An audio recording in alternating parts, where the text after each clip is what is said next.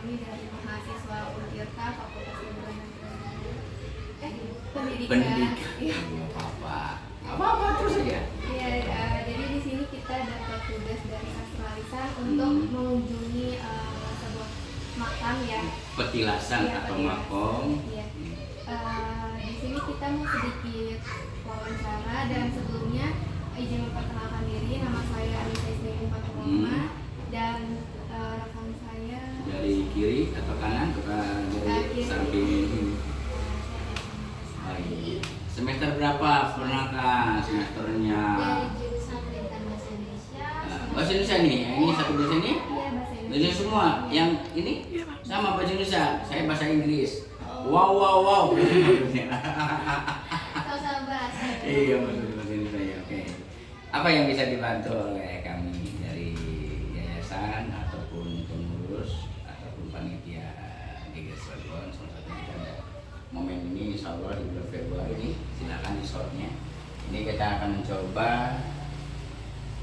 mengharapkan dua tokoh ini menjadi tokoh nasional, pahlawan nasional.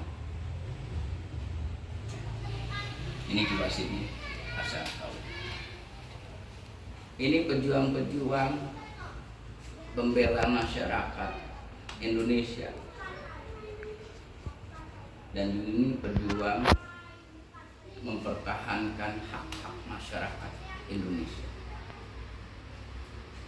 Walaupun ini belum merdeka,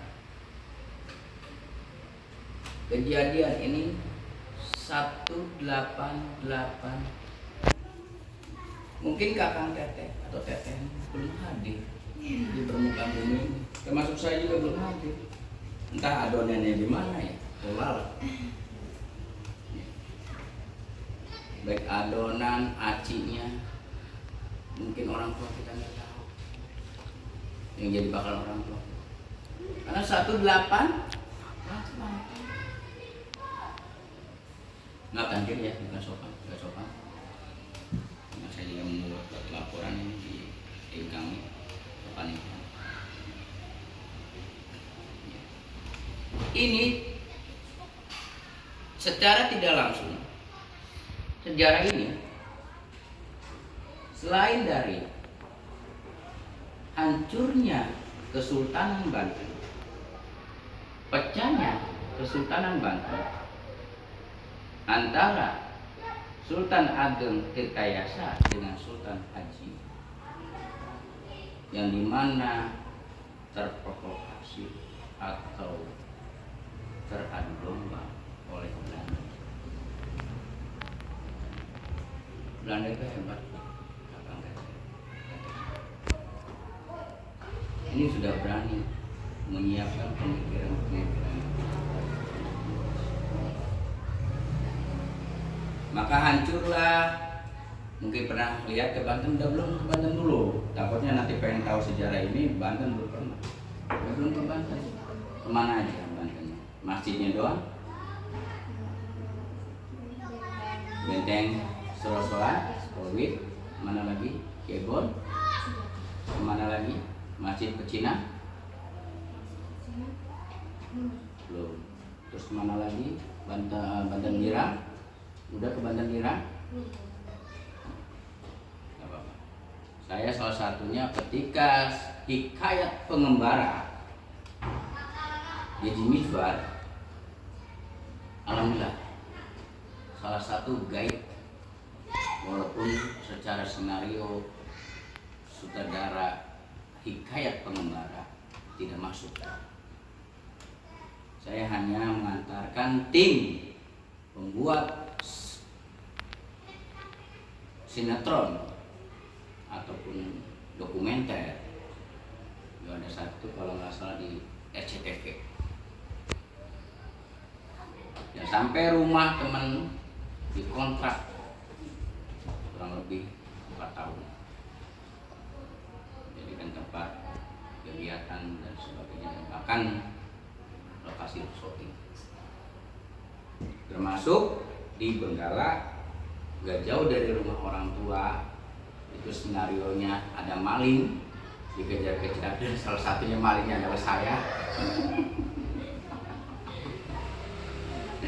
situ masuk tuh kan ada maling di Kaujon. Dari Kaujon menuju ke Benggala, Neglasari, ada skenario ataupun dari sutradara menceritakan ada kejadian maling. Cuman bacanya saya disamari juga pada saat itu. Memang pinter lah. Orang-orang sutradara itu hebat, itu luar biasa, saya juga nggak ngerti itu. Pada yang lari saya, tapi pada saat di ini ya betul lah, yang ngerti. Kayaknya gitu ya, orang-orang hebat lah. Karena saya juga biar dapat honor katanya. Karena pada saat itu saya udah dapat honor, nganterin guide-nya itu saya alhamdulillah dapat honor sampai selesai. Ya, ini adalah. Nah, kenapa adanya biar tahu dulu tetehnya, baru ke sini. Jangan sampai ini belum tahu nanyain tentang Ki Wasid. Kemarin sebenarnya pengen gitu, saya kelupaan manusia ya, tapi enak nih, mantap nih. Nanti saya tetap kirimkan ke kemarin. Saya izin nanti ya, ini kirimkan saya nanti dari YouTube, nanti saya kirimkan. Ini dulu, dan utamanya lah teteh harus tahu Banten. Tadi itu gejolak Banten pada saat itu memang sudah bergejolak. Terus selanjutnya ini, sebelum ini, kalau nggak salah 1825 kalau salah ya, 25 atau 35. Itu meletusnya Gunung Krakatau. Gunung Krakatau sendiri ternyata informasinya sampai debunya aja ke Australia. Asapnya. Berarti hebat ya. Kekuatan Allah ya. Itu pada bisul ya, bisul bumi. Bisul bumi segitu ya, ya. Kalau bisul kita wah. Ya. Baik, kembali lagi. Kenapa terjadi sebutan yang geger Cilegon? Ada yang bisa tahu dulu? Baru saya yang cerita. Jangan saya cerita tapi kakak teteh atau teteh ini nggak tahu. Coba pernah nggak terus benak geger Cilegon? Jangan sampai saya cerita tapi teteh sendiri belum tahu. Walaupun belum tahu Pak, sama sekali baru. Kira-kira apa? Kenapa jadi geger? Kalau bahasa Wongke ini, ada di mana nih semuanya? Dia dari Pandeglang. Pandeglang, Iya. Sunda, ya? Orangnya Ya atau Lampung. Lampung. Lampung nggak ada ini, ada yang ke sana. Titisan kita ada yang pejuang-pejuang di sebelum, termasuk sana itu ada namanya peristiwa mau bersatu ke Banten ataupun ke geger Cilegon ini ataupun ini nggak terhalang di kalau nggak salah di Lampungnya ada inilah ada yang tambah. Kalau teteh sendiri Saya dari Jawa Jawa Tengah. Jawa Tengah. Ya, berarti Wong Jowo. Iya. Nggih. Sopane. Pripun? Dalem. Kanjeng. Adem ya. Nah, baik. Kalau memang kakang teteh belum tahu tentang geger dulu, geger. Kenapa disebut geger? Ini sebenarnya perjuangan petani. Pemberontakan petani Banten. Walaupun memang lokasinya ada di Cilegon. Ya, tapi petani Cilegon. Siapa penggeraknya? Dan beberapa ulama-ulama besar yang lainnya.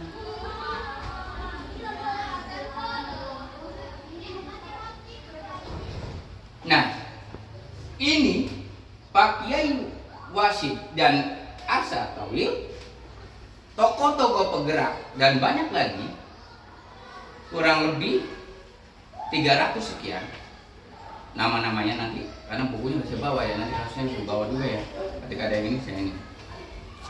Nanti kapan dah, yang penting nanyakan nanti saya ada ahli sejarahnya namanya Ki Bambang.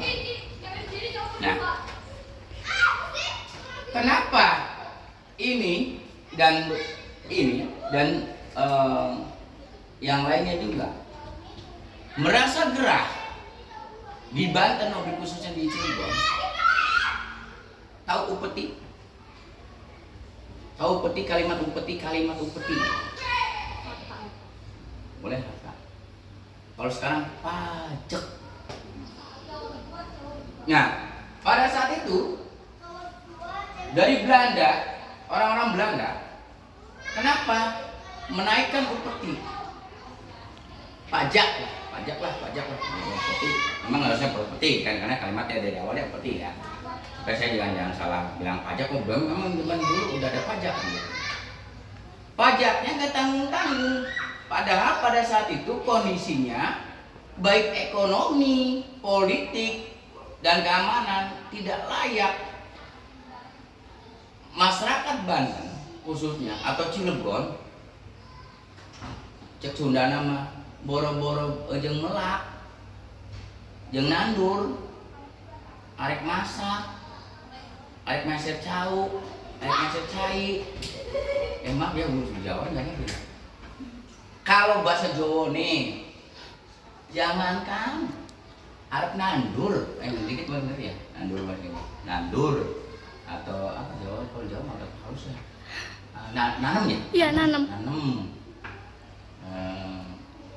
Atau mau menghasilkan nanam. Karena pada saat itu ya Gunung Krakatau mau gak mau ya laharnya itu kan berbahaya dan masih kondisi sekitar kita banyak yang mungkin kalau tsunami ya kena lahar.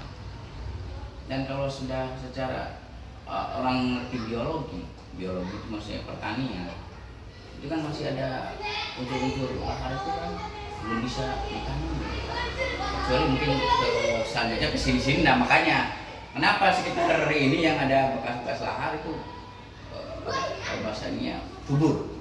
Tapi kalau bekas-bekas lahar kan kalau kena air itu biasanya jadi batu apung atau batu ini ya. Itu perjalanannya salah satunya dari Beji. Tahu Beji? Bojonegara tepatnya ya. Di sana ada kampung Beji dan ada masjid Beji. Makanya masih kuno Beji.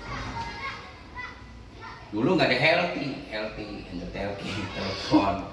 Jadi siasat para ulama dan para petani mungkin alam ya, pakai apalah yang indra lesmana atau indra ketiga atau indra keempat ya, pakai batin lah, atau mungkin dari pengajian sampaikan besok kita berangkat. Perjalanan sampai mau ke Cilegon, tepatnya dari mulai itu, kalau Wadas tahu Wadas, pernah belum main ke Bojonegara? Kita ke sana lah. Dari sana berjalan kaki. Nah, mulai tumpah-tumpahnya pada sini nih. Nih, ada di sini ada pasar dulu. Nih, ada belah sini nih, sampai sini ke sini ada pasar. Di situ mulai bisik. Perlawanan. Belanda kecolongan strategis itu. Saya langsung kalau udah ngomong ini orang yang sana langsung nempel ke Belanda. Dan nempel Belanda takutnya saya salah nempel. Dari sana udah kecium tuh oleh Belanda ini penyerangan. Ya, penyerangan. Oke.